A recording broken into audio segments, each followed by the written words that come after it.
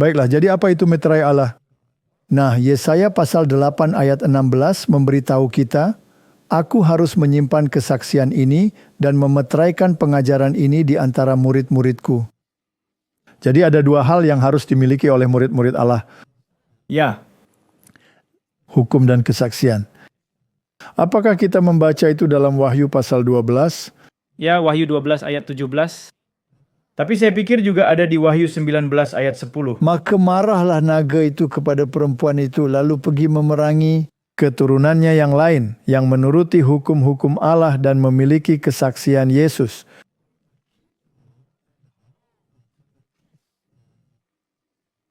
Jadi kesaksian adalah apa yang disaksikan oleh semua nabi.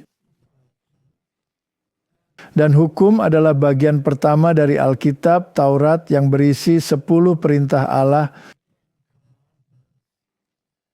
Dan itu harus dimeteraikan di antara para murid. Dengan kata lain, itu harus dituliskan dalam hati dan pikiran mereka. Itu saja. Apa ujiannya terhadap hukum dan kesaksian? Bukankah itu perjanjian baru bahwa aku akan menuliskan hukumku dalam hati mereka? Jadi jika kita melihat kriterianya, Keluaran 31 ayat 13 berkata, katakanlah kepada orang Israel, demikian, akan tetapi hari-hari sabatku harus kamu pelihara. Sebab itulah peringatan antara aku dan kamu turun-temurun, sehingga kamu mengetahui bahwa akulah Tuhan yang menguduskan kamu. Jadi dari manakah pengudusan Anda berasal? Dengan menjalani kehidupan yang hebat. Tapi dengan menjadi sepenuhnya taat pada segala hal dan bangkit dengan usaha sendiri, dan begitu saja Anda masuk surga, begitu?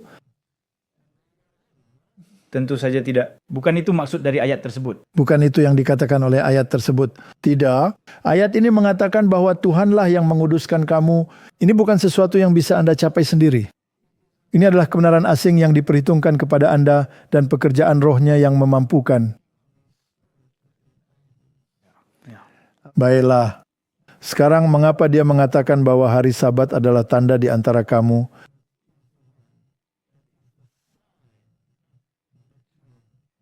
Kata yang digunakan di sana adalah sumpah, yang juga berarti tanda. Wow, apa yang kita baca? Yang kita lihat sejajar dengan meterai. Ya, Dan bahwa dialah yang menguduskan Anda. Sekarang jika Anda melihat perintah itu, perintah tentang hari Sabat, ingatlah hari Sabat dan kuduskanlah. 6 hari lamanya engkau akan bekerja dan seterusnya dan seterusnya. Dan kemudian dikatakan sebab 6 hari lamanya Tuhan. Itulah nama Tuhan, Yahweh, Tuhan Allahmu yang menjadikan. Itu berarti gelarnya adalah Sang Pencipta dan wilayah kekuasaannya adalah langit dan bumi. Oleh karena itu, ia memerintahkan kamu untuk memelihara hari Sabat. Jadi hari Sabat adalah meterai Allah. ya, Namun bukan hanya hari Sabat karena hari Sabat mengesahkan seluruh hukum atau dokumen. jadi dokumen itu ada di sana berisi segalanya. Ini hanyalah meterai. Otoritas. Dan Anda tidak boleh mengotak-atik meterai itu. Anda tidak dapat mengubah apapun. Baiklah, jadi apa yang disegel? Ya, hukum dan kesaksian. Itulah seluruh isi Alkitab. Ya, Tapi itu ada di inti 10 perintah Allah. Jadi hal ini juga ada di jantung hukum. itu sebenarnya juga merupakan meterai pada 10 perintah Allah. Sekarang setelah meterai itu dipasang di sana, bisakah Anda mengubahnya? Tidak. Tapi bagaimana jika ada kekuatan yang muncul dan berkata, aku akan mengubahnya? Maka dia harus berurusan dengan pemberi meterai itu.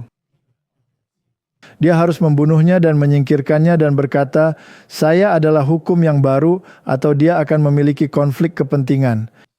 Apakah itu benar? Sekarang kekuasaan tanduk kecil. Apakah itu akan mengubah hukum? Ya, Itu akan mengubahnya. berpikir untuk mengubahnya. Nah, jika Anda mengubah hukum dan Anda ingin otoritas Anda diletakkan di atasnya, maka Anda harus menaruh meterai lain di atasnya.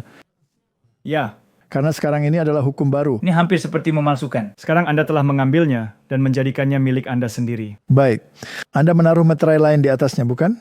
Jadi pemerintah memiliki undang-undang yang bodoh. Pemerintah berikutnya datang, membatalkan undang-undang tersebut, membuang semua undang-undang pemerintahan sebelumnya, banyak perintah eksekutif dan mengubah semuanya.